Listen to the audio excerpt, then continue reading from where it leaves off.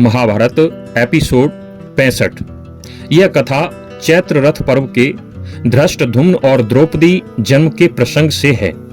क्रमबद्ध और प्रामाणिक कथाएं सुनने के लिए चैनल सब्सक्राइब अवश्य करें। अब कथा प्रारंभ करते हैं। कुंती ने उस ब्राह्मण को मना कर दिया था कि किसी को भी यह मत बताना कि बकासुर का वध भीम ने किया है।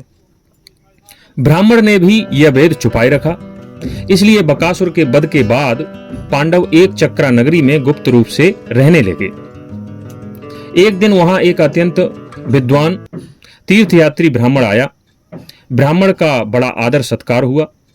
कुंती और पांचों पांडव प्रतिदिन उसके पास बैठकर उसकी कथाएं सुनने लगे। वह अनेक देशों, नदियों, तीर्थों, राजाओं और आश्चर्यजनक घटनाओं का वर्णन करता था। एक दिन उसने कहा, मुझे यहां से पांचाल देश जाना है, क्योंकि वहां शीघ्र ही एक अद्भुत स्वयंवर होने वाला है। युधिष्ठिर ने पूछा, किसका स्वयंवर? ब्राह्मण बोला, राजा द्रुपद की पुत्री कृष्णा का। पांडव अत्यंत आश्चर्यचकित हुए। उन्होंने पूछा, यह कृष्णा कौन है? उनका जन्म कैसे हुआ? तब वह ब्राह्मण बोला, उनका जन्म सामान्य नहीं है। वे माता के गर्भ से उत्पन्न नहीं हुई। यह सुनकर सभी विस्मित रह गए। तब उस ब्राह्मण ने प्रारंभ से लेकर द्रुपद के पुत्र धृष्टद्युम्न और कृष्णा के जन्म की कथा सुनाई। पांडवों को ब्राह्मण ने बताया कि गंगा के तट पर महान तपस्वी महर्षि भरद्वाज रहते थे।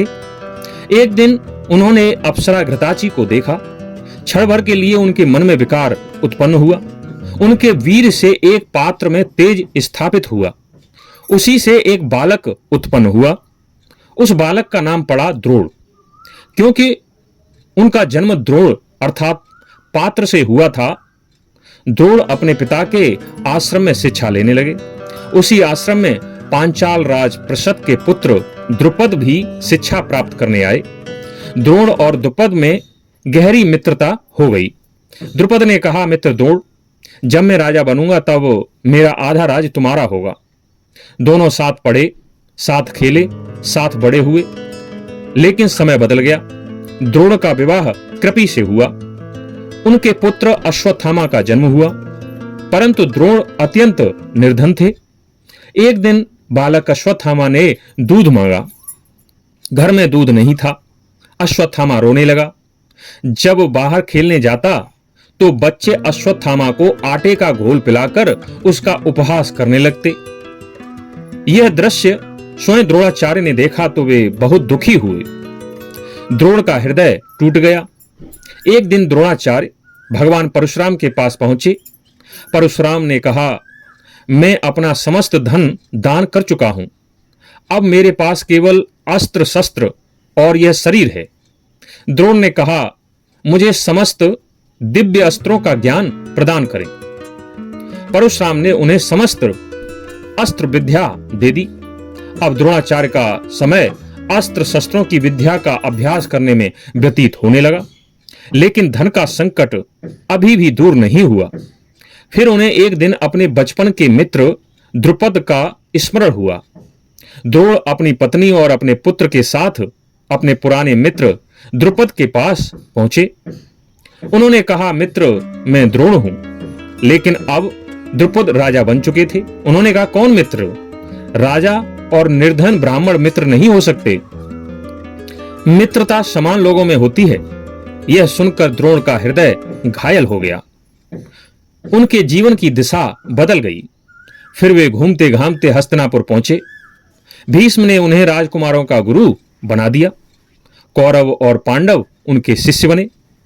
अर्जुन द्रोण के सर्वाधिक प्रिय शिष्य बने। द्रोण ने अर्जुन को अद्वितीय धनुर्धर बना दिया। शिक्षा पूर्ण होने पर द्रोणाचार्य ने कहा, यदि तुम मुझे गुरु दक्षिणा देना चाहते हो तो राजा द्रुपद को बंदी बनाकर लाओ। पहले कौरव गए, लेकिन वे पराजित हो गए। तब अर्जुन और बाकी पांडव गए। अर्जुन ने द्रुपद को पराजित कर बंदी बना लिया और अपने गुरु द्रोण के सामने लाकर खड़ा कर दिया। द्रोण ने द्रुपद से कहा, हे द्रुपद, अब तुम पराजित हो। अब हमारी मित्रता समान हो गई, क्योंकि उन्होंने द्रुपद का आधा राज्य लौटा दिया। दक्षिण भाग द्रुपद के पास और उत्तर भाग स्वयं रख लिया।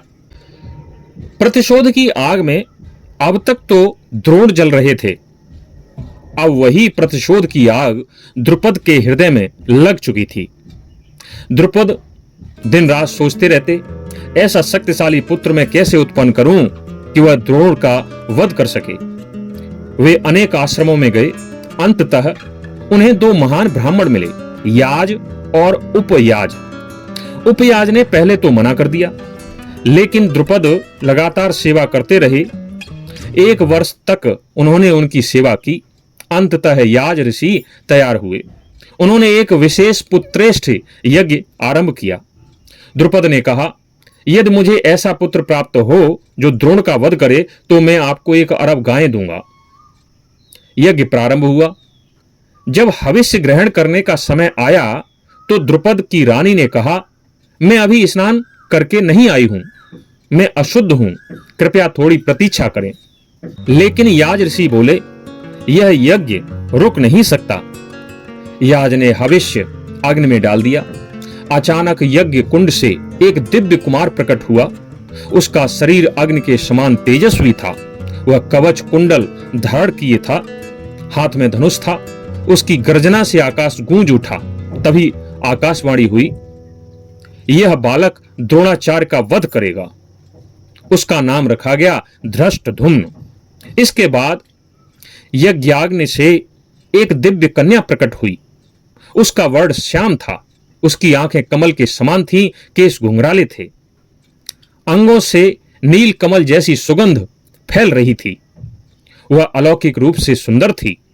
तभी फिर से आकाशवाणी हुई, यह कन्या समस्त स्त्रियों में श्रेष्ठ होगी और यही क्षत्रियों के विनाश का कारण बनेगी। श्याम वर्ण की होने के कारण उसका नाम कृष्णा पड़ा। बाद में वही संसार में द्रौपदी कहलाई। समय बीता। द्रोणाचार्य को पता चल चुका था कि उनका वध द्रुपद के पुत्र से ही होगा।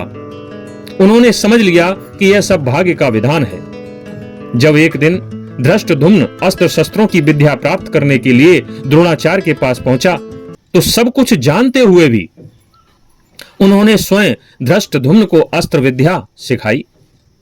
जिस बालक का जन्म उनके वध के लिए ही हुआ था, उसी को उन्होंने अपना शिष्य बना लिया। फिर कुछ समय बाद पांडवों के लाक्षागृह में जलने का समाचार पांचाल पहुंचा। राजा द्रुपद अत्यंत दुखी हो गए। वे सोचने लगे, अर्जुन जैसा वीर संसार से चला गया। वे शोक में डूब गए। तब एक दिन महर्षि व्यास द्रुपद के पास पहुंचे। उन्होंने कहा, पांडव जीवित हैं, वे अवश्य पांचाल आएंगे। तुम अपनी पुत्री का स्वयंवर आयोजित करो। द्रुपद ने पूछा, क्या अर्जुन जीवित हैं? व्यास जी बोले, समय आने पर सब जान जाओगे। राजा द्रुपद ने विशाल स्वयंवर की तैयारी आरंभ कर दी। संपूर्ण आर्यावर्त के राजाओं को निमंत्रण भेजा गया। एक अद्भुत धनुष बनाया गया। एक घूमता हुआ लक्ष्य स्थापित किया गया और इस प्रकार इतिहास के सबसे प्रसिद्ध स्वयंवर की भूमिका तैयार हुई। और अब नियति पांडवों को पांचाल की ओर बुला रही थी। अब आगे की कथा एपिसोड 66 में सुनाएंगे। तब तक के लिए धन्यवाद।